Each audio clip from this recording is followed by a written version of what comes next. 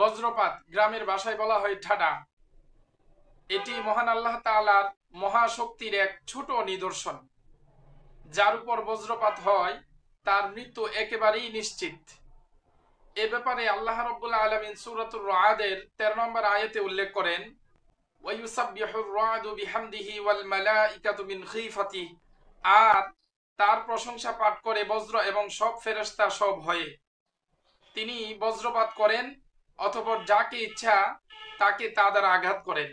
এরপরেও তারা আল্লাহ সম্পর্কে বিতর্ক করে, অথচ আল্লাহ তাআলা মহা শক্তিশালী। সুবহানাল্লাহি ওয়া বিহামদিহি।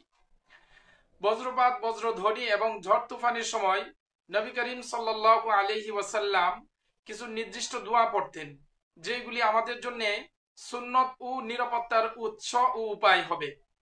বজ্রবৃষ্টি থেকে বাঁচতে আল্লাহ তাআলার কাছে ক্ষমা প্রার্থনা ও দোয়া করতে বলেছেন আল্লাহর হাবিব সাল্লাল্লাহু আলাইহি ওয়াসাল্লাম।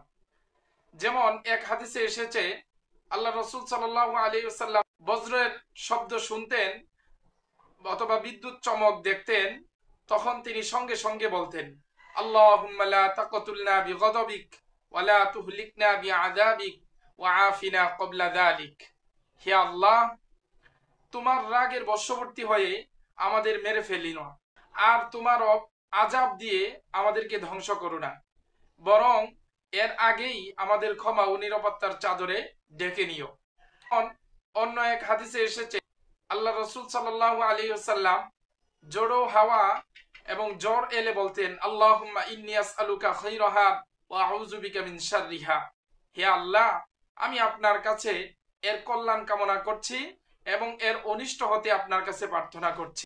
অন্য এক হাদিসে এসেছে, আল্লাহ রাসূল সাল্লাল্লাহু আলাইহি ওয়াসাল্লাম যখন দুর্যোগপূর্ণ আবহাওয়া যেমন মেঘ, গর্জন, ঝড় ইত্যাদি দেখতেন বা শুনতেন, তখন এই দোয়া পড়তেন, আল্লাহুম্মা জাআলহা রাহমাতান ওয়া লা তাজআলহা আযাবান। হে আল্লাহ, এটিকে আমাদের জন্য রহমত করে দিন, শাস্তি করে দিয়েন না। মুয়াত্তা মালিকের মধ্যে এসেছে, আল্লাহ রাসূল সাল্লাল্লাহু আলাইহি ওয়াসাল্লাম বজ্রপাত ও বজ্রধ্বনি শুনলে এই দোয়াটি পড়তেন, সুবহানাল্লাযী ইউসাব্বিহুর রা'দু বিহামদিহি ওয়াল মালাইকাতু মিন খিফাতি। যেই দোয়াটি সূরাতুর রা'দের 13 নম্বর আয়াতের শুরুর অংশে রয়েছে। এরকম আমরা অনেকেই আছি, যখন ঠাডা বা বজ্রপাতের আওয়াজ শুনতে পাই বা দেখতে পাই, তখন আমরা অনেকেই আছি লা ইলাহা ইল্লা আনতা সুবহানাকা ইন্নী কুনতু মিনাজ জালিমিন এটা পড়ি। কোথাও কোথাও আবার কেউ কেউ লা হাওলা ওয়ালা কুওয়াতা ইল্লা বিল্লাহ পড়েন। আসলে এগুলি বজ্রপাতের কোনো দোয়া নয়। বজ্র